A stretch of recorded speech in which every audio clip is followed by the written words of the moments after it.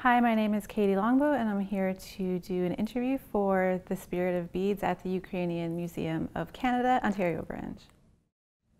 I started beading when I was 14 years old and I was taught by a friend of mine, a really good friend of mine. We're still friends to this day.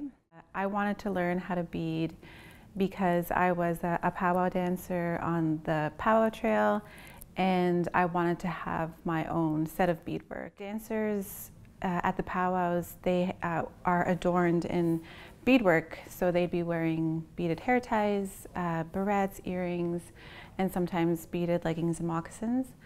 And so I learned how to bead, and I did eventually make my own set. And creating beadwork is my way of expressing myself and being creative and challenging myself and trying new things.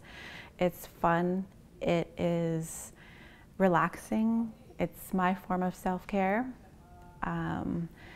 Beading for me is, it's a way of connecting with people. It's been 20 years since I've been beading, and it's evolved since then, and I am now making a lot of beaded jewelry and earrings and medallions. I also create some decorative arts, so beadwork that's mounted onto canvas. I participate and I facilitate beadwork classes, and it's you know, a circle of people who are connecting and talking and telling stories and creating together, and so it's a way of connecting with other people in the community, and it's also a way of connecting to my identity and my culture as well, and expressing myself in that way through beadwork.